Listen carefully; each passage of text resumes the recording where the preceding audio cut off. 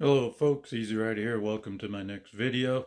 It's part 3 of Operation Unicorn, where I try to get a 2022 Honda CB500X to fit my 4'11" wife. Today we're going to work on the seat, so if this interests you, stay with me.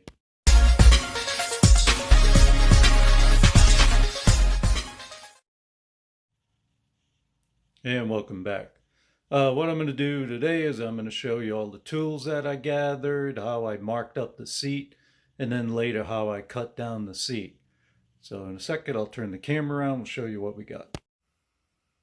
And here are the tools you might want to get. You may already have some of these at home and they'll probably be okay. Depends on how many jobs you feel like doing. I plan on doing a whole lot of jobs like this. First thing I got was a heavy duty tacking gun at Harbor Freight.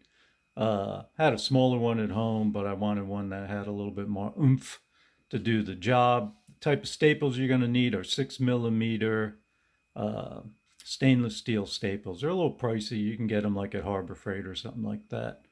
Next tool I got at Harbor Freight was this heavy duty hot knife. This is to cut the foam. Now you do not need to get this. It makes life a whole lot easier. You could use a hacksaw blade. You could use an electric turkey carving knife.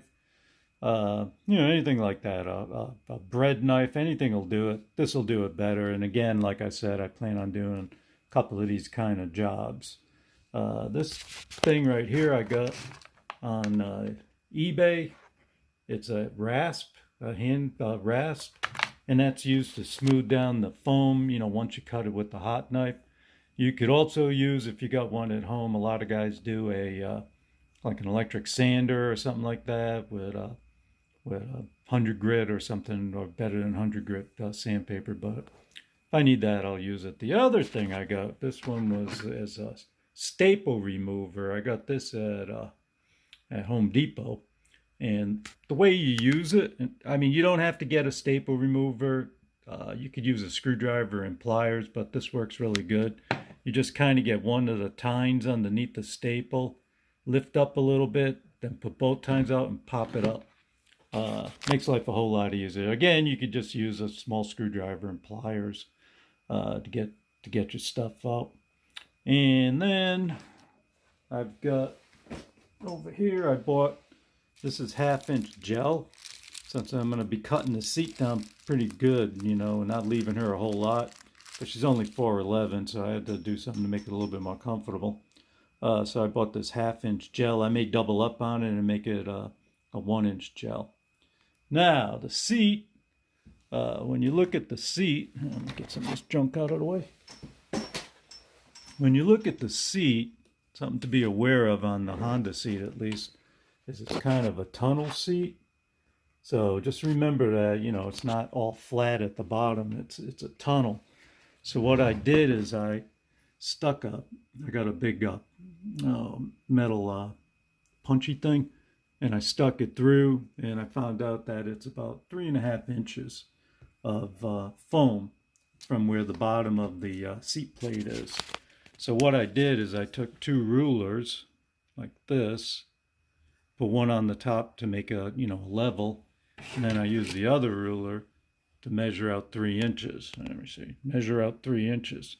So this red line here is my baseline. This is kind of almost the bottom of the seat pan, just before you start hitting plastic. So I went 1 inch above it. So I'm going to start cutting from here, cut down along the blue line up to there, and blah, blah, blah, and take that big old chunk. That's about a little over 3 inches or so of foam I'm going to take right out of there. And what I'm going to do is I might cut down a little bit more, and then I'll put the gel pad on it. And then when I'm finally done with all of that and smooth it all out, I'm going to put a 1/4 inch foam all the way around to smooth it out so the seat doesn't get all bumpy looking, when you put the cover back on. Well, that's where we are so far. Next step, like I said, I'm going to be cutting off that big old chunk of foam there and starting to work with the gel. Okay, folks, here's where we're at so far. Use the hot knife to cut this piece off here. It don't look pretty, but that's what the rasp comes in for. I'm gonna have to smooth it all out with the rasp. Got quite a bit of foam out of here. So what did I learn? I learned wear gloves. Yeah, that stuff starts melting. I got it all over my fingers, and then I put gloves on. And make sure you have eye protection on. I had some of that hot foam spray up into my face, hit my glasses, hit my face.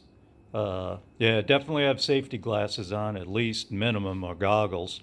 All right, well, there we go. Now I'm gonna start whittling it down. Oh yeah, do it out in your garage. There's the bike. Do it out in your garage, because man, this thing stinks up a storm. Oh yeah, there's the rest of my bikes. I'm gonna trim down the seat on my RT after a bit, and I don't know, maybe put some gel in the Africa Twin.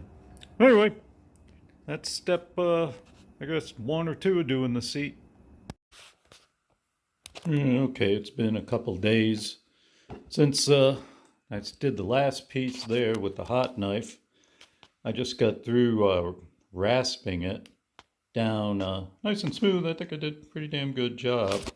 This is the way the seat kind of sits, like that. That front piece right there I'm not too worried about, because it kind of sticks up a little bit there. I'm just going to put some real soft foam there just to take up space. Nobody really sits in that spot right there.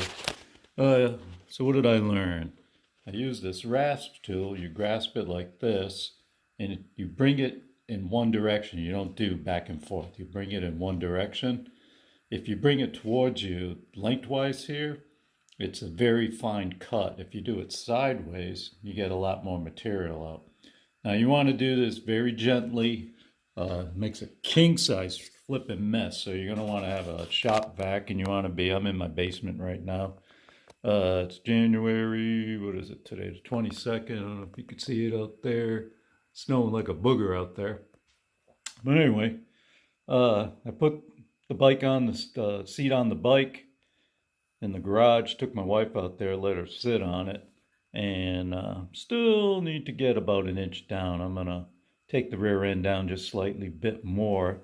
This right here is still, I'm gonna say there's a good 1.5 to 2 inches of foam still right where a butt goes. And I'm gonna take, this area right off here. I'll do that in the next video. I'm getting tired. I'm gonna take probably about 1 inch down, and then I'm gonna put the gel right there where her butt sits. And then when that's all done, I did whittle the sides down quite a bit so that, her legs don't splay out. That's the problem, is her legs are splaying out a little bit right now. But yeah, it's still pretty cushy right here. It still feels nice. It's one thing about this high density foam. You really don't need a whole lot of it, for comfort wise. And some of it's for comfort, some of it is for height, to get the leg to the foot peg kind of thing done. So anyway, yeah, I'm going to cut down with the hot knife, like I said, an area right around in here. And I'm going to cut down maybe about 1 inch, and then backfill it with the gel pad that I got. And then when it's all said and done, I haven't bought it yet because I'm waiting for my supplier to get his shop back together again. I'm going to put like a 1/4 inch or so of foam over the whole thing, and that way you ain't gonna see any of these little bumps and ridges anymore, so it'll look really nice. Anyway, that's where I'm gonna drop this video right here. The next part, like I said, is to be fitting the gel pad and finishing touches, and I think we're real close to making Project Unicorn, the unicorn bike that'll fit my 411 wife. If you have any questions, please leave it in the comments below. Don't forget to give it a like, give it a subscribe if you like my content, and have a great day.